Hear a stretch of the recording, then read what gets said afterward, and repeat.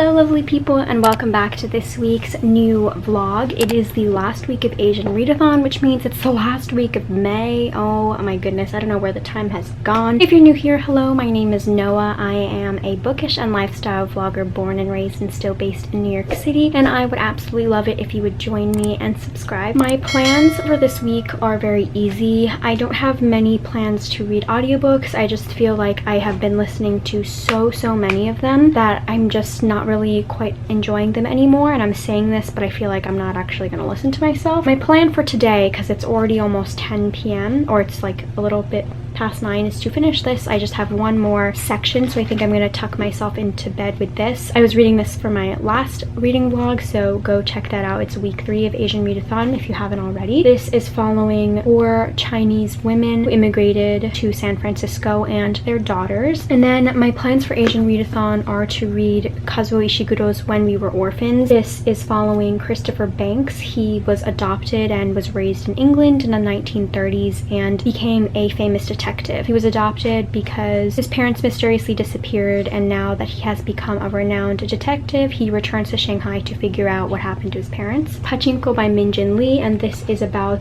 Sunja, who falls in love with a man and becomes pregnant, and she realizes the man who impregnated her is actually married. Then she meets this minister who is passing through on his way to Japan, and she decides to accept his hand in marriage. Look, even Barack Obama read it, so high hopes for this one. In terms of audiobooks, I do have The Friend Zone.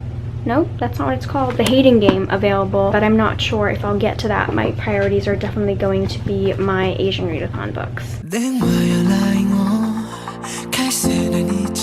Last night before I went to bed, I was able to finish the last part of Joyluck Club. I gave it 3.5 stars. This was a reread for me, and it was definitely a very melancholic, very somber toned book, and the lives of the mothers, the ones that they had in China, were definitely very tragic, and you can tell that they overcame a lot of hardships, and it shows up when they're mothering their daughters. It goes through the complex relationships that Asian immigrant mothers have with their daughters. The stories were very sad, and I think Amy Tan's writing style is very good, but I just sometimes wasn't able to differentiate who was who, and I would have to flip back to see who was speaking and to connect whose child was whose, because the women all know each other, so there's like little name drops in each of their stories, but sometimes I couldn't tell which woman was which.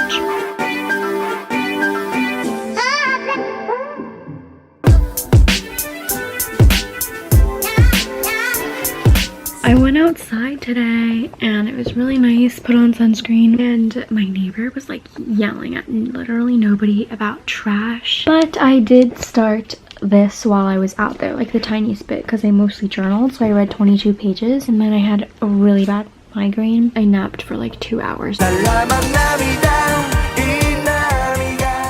Hello, I started a new audiobook today. Sheets are being washed. I'm reading Because of Miss Bridgerton by Julia Quinn. This is not quite a Regency romance because I think it's like still the 1700s, but the love to hate, I mean a hate to love relationship. Lily Bridgerton is not the like typical lady. The Bridgerton family is very close with the Rokesby family, and she grew up with them, is very close to them, but she hates this one brother. They don't get along. He's the second oldest, named George. They can't really tolerate each other, but one day they're kind of thrown together and are forced to spend a lot of time together, and they're kind of realizing that they might not be so bad.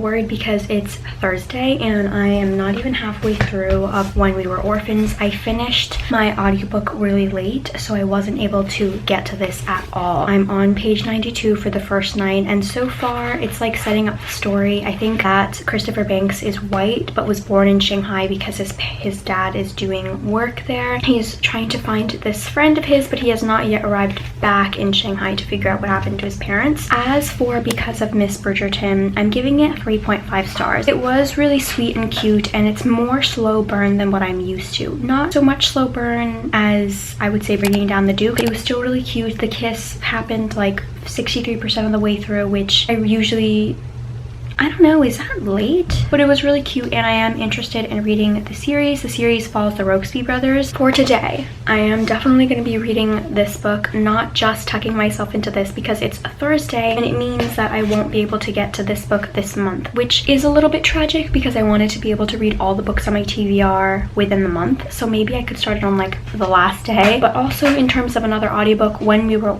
nope, that's this book, Buddha in the Attic by Julie Otsuka is now available, and that was also on my TBR. I was afraid I wouldn't be able to get to this book because somebody had checked it out of the library, but they returned it early, so I can get to that. And it's only 5 hours long. But the thing is, I can't dilly-dally and fuck around like I did yesterday and not get to anything. I was doing my bullet journal. I need to show you. Holy crap. I'm Japanese. If you didn't know, I'm Japanese American, and I grew up watching the Studio Ghibli film. Absolutely love them. My top favorites are, I would say, Spirited Away. Easy, we watch that all the time. My Neighbor Totoro, Tonari no Totoro. I love Machi no Taku being Kiki's delivery service. Love that. And I love Howl's Moving Castle because of the artwork. Not that any of the other ones are bad. And also I would say Fifth One, I have a soft spot for Ponyo. When I was younger, I would borrow the book all the time from my Japanese school library that my mom just ended up buying me the DVD for my birthday. They're now available on HBO Max. And at first I was gonna do a Friends theme, but I like didn't know how I would do that in terms of like decorations. So I decided to just do a Studio Ghibli theme. I can't draw for shit, okay? I really have to like look at something, I have to trace something. I can't draw freehand, I can't just do it. But since my May theme was books, and I did like simple drawings but quite a lot of it throughout the month, I'm gonna have so much fun. Like, this is my favorite year of bullet journal by far. But look at this shit. I found this off of Google, but it's by Louise Pants on Instagram. Loved this. And then I saw these on like Pinterest, and then I just drew tiny little characters. Habit tracker, kept it really simple. And then also these. I don't know who did this, okay? I saw this on Pinterest, but I'm just gonna, oh my god, I need to shout them out. This was supposed to be Kaonashi, but I already drew him and he's really creepy, so we're leaving that, and I drew Chihiro instead. I'm very excited. So I'm going to say I'm gonna read. Hopefully I do because my battery is dying. Okay. I finished the Buddha in the Attic while I was cooking at dinner. I made Chrissy Teigen's spicy miso carbonara again. Very good. And I think I'm giving it like 2.5 to 3 stars. I haven't yet decided. It is told in the first person, but it's told in the we form, which I don't really like. The we form and the second person form I don't really like because it just feels more impersonal, because it feels just like they're trying to force you into grouping you into that category. So they would say like, we were coming on a ship, we were used to it because we were working on the rice farms. I think it told a really important story of what it was like for immigrants at that time. I forget when they're coming over, maybe like the 30s, and then it crosses over to the racism that Japanese people faced after Pearl Harbor and the bombings of Hiroshima and Nagasaki, and then it goes into the Japanese going away into the internment camps, and then it turns into the points of view of someone else. It's supposed to be from the point of views of the brides, the picture brides, but then it changes into the perspective of the American people, I think. But I finished it pretty early on while cooking, so I started the audiobook of The Hating Game, and this is another hate to love, so it's already pretty good. It's between two executive assistants, I think, in a publishing firm, between Lucy and Joshua, and they like hate each other. They kind of flirt and kind of tease each other, and now there is a promotion up at work that either Lucy or Joshua could get. They don't want to lose to each other. So it's pretty cute so far. It's 11 hours though, and I'm only on chapter 4, so I will try to finish it today. We will see, because I still need to read When We Were Orphans. Yesterday, I only read a single chapter of this, but I did finish The Hating Game by Sally Thorne, and I gave it 4 stars. It's really cute. a slow burn. I think I would like the enemies to lovers, the hate to love romance trope, because I was thinking about it when picking my books for the romance-a-thon that's happening later in June. But I'm disappointed by the casting. I was looking up like fan art for it and I realized that there's going to be a movie. I'm disappointed. I think Lucy Hale's a good choice. I saw one for a Henry Cavill with Emilia Clarke and I thought that was cute, but they're a little bit too old, I think. And I think Lucy Hale's cute, but Robbie, what's his face? Not cute, no. For today, I'm gonna obviously try to finish this. I'm gonna say that, but I have a lot left and I am starting a new audiobook for a different video, so I can't talk to you guys about it. I have been listening to a new audiobook, not the secret one. I've been listening to Front Desk by Kelly Yang. I had pre-ordered Kelly Yang's newest book that came out this month, Parachutes, so that should be coming my way relatively soon. I ordered that from a independent bookstore. I just wanted to try to see her writing style, but this is a middle grade book. Mia Tang and her family now lives in a motel because her parents are the manager. They're managing the front desk, but people at her new school don't know that. Owner of the motel is like really mean. He's taking advantage of them. He's a terrible person. It says that she has 3 secrets in the synopsis, and the 3rd secret is that she wants to be a writer. But how can she when her mom thinks she should stick to math because English is not her first language? It will take all of Mia's courage, kindness, and hard work to get her through this year. Will she be able to hold on to her job, help the immigrants and guests, escape Mr. Yao, the owner, and go for her dreams? I'm not very far into it, but you can tell it's a middle grade, so I'm not like super invested into it. Right now, I am stretching to gear up for a workout. I did a Disney workout, a 20-minute full-body Disney hip-hop workout. It's on That Disney Girls YouTube channel, but we're watching the instructor MK Fit or EMK Fit, so I will link that video. You're literally just working out to Disney songs and it's really fun. Might do another workout, we'll see. Otherwise, I'm gonna shower.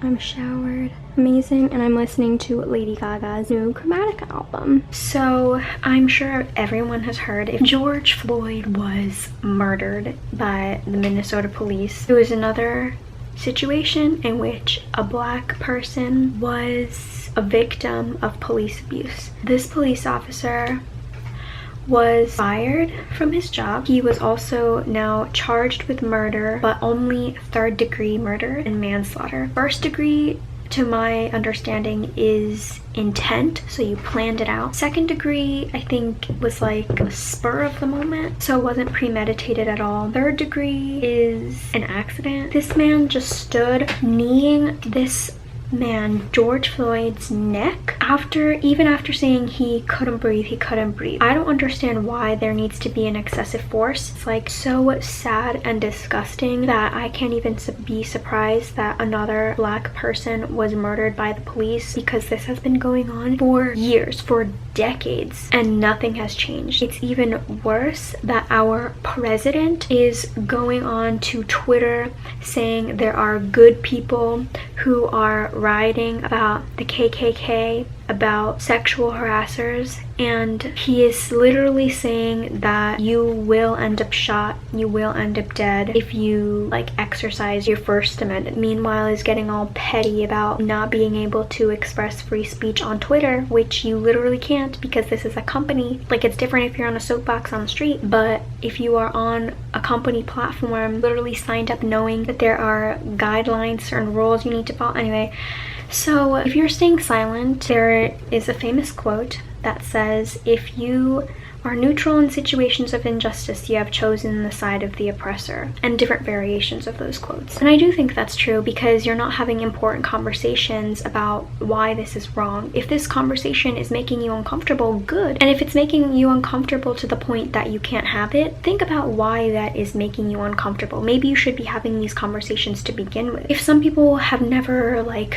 gone to a protest or spoken out about this before, and this is a new concept to you, I can understand your situation, but there are small ways in which you can start. Literally like reposting a story, letting other people know about the situation. You can literally just text Floyd to 55156 and it will send you a link that you can go to literally just input your email to sign a petition. And if you can, even if it's the smallest thing, like $10, I know that's really hard in this time, but if you can donate to the Minnesota Freedom Fund or like the NAACP or George Floyd's GoFundMe that his brother set up, anything helps. Even just that small amount of money, that combined with somebody else's small amount of money, can make a huge difference. Everyone's now talking about George Floyd because the deaths of Breonna Taylor and Ahmaud Arbery also happened really recently, and it is just getting to be too much because this country is so fucked up, where the racism is so systematically ingrained into people's minds, the way that our entire society was built up, and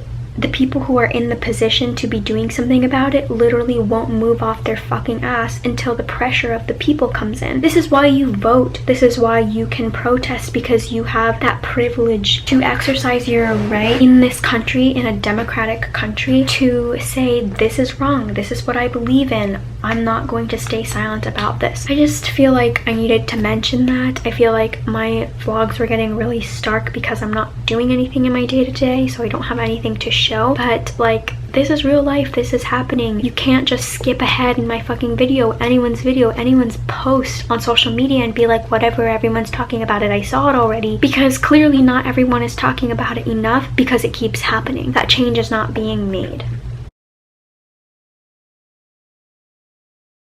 It's Monday morning. It didn't feel right to vlog and go back to normal. I do plan on keeping my normal Thursday schedule and uploading every week still. This morning I have been spending time making phone calls to the Hennepin County Attorney Michael Freeman and the Minneapolis Mayor Jacob Frey. The mayor is a little bit harder to contact. His lines are tied up or someone just doesn't answer at all. I will leave information to phone numbers, templates that you can use on what to say, places to donate to down below. One thing that I just donated to today was a consolidated way for you to donate nationally to 37 bail funds. So I made a donation to that. I will leave links down below. The Minnesota Freedom Fund, they have been receiving many donations, so there are other places that you can donate to as well, like the Black Visions Collective and Reclaim the Block. I would try to leave links down below for everything. Personally, since I'm in New York, I'm also looking to donate to the Brooklyn Bail Fund as well, because that's where I live. That is what I have been spending my morning doing. I guess I will just wrap up the vlog, but I also wanted to mention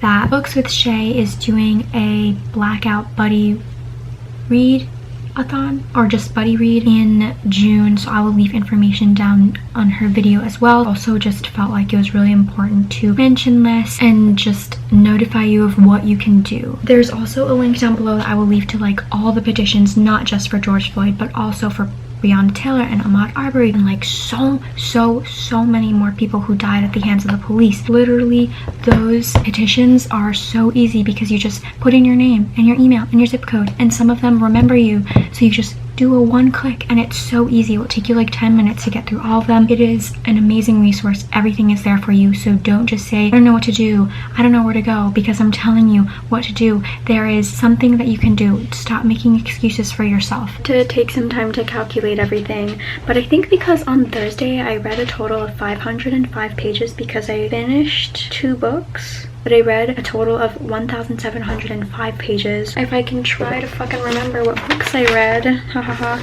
Let's see, Monday the 25th. Okay, The Joy Luck Club by Amy Tan. I returned it to my bookshelf. What did I give that? I think I gave it 3 stars. I'm so unprepared. What a terrible vlogger. I gave that 3.5 stars. And then I continued with reading When We Were Orphans by Kazuo Ishiguro, and I gave this 3 stars. I feel like the premise of the book was a little bit misleading because Christopher looking for his parents was a very small part of the book. I felt like it was a lot of just flashback of his life in Shanghai as a child and his like high society life in England. I think a lot of it was just going through one year and out the other, and I was very lost and confused, and I felt a little bit too dumb for this. I definitely feel like it warrants a second read. I finally started to understand at the very end when he was figuring out the mystery and like what was going on with his parents when he arrived back in Shanghai. And then I read Because of Miss Bridgerton by Julia Quinn, which was a 3.5 star. I read The Buddha in the Attic by Julie Otsuka, which I gave a 2.75. I just really didn't like the way that it was written, the whole we format, just felt super disconnected to it. And I read The Hating Game by Sally Thorne, which is 4 stars. Not really looking forward to the adaptation of that. I listened to the audiobook of The Front Desk by Kelly Yang. It was just talking about way too many things in one thing. Like, I feel like it was way too jam-packed with a lot of important issues, but it was just too much for one story. 2.5 stars. I think that's all I read, because clearly I have no idea what the fuck I'm doing anymore once I don't vlog for like 2 days. Last night, my book for Sunday,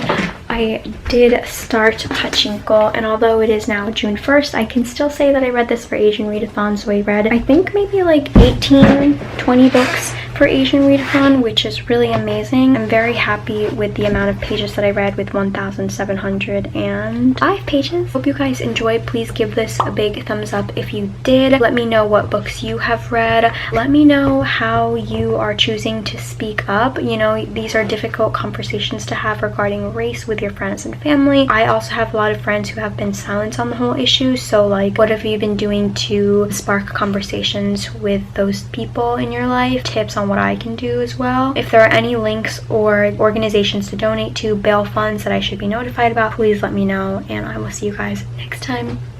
Bye.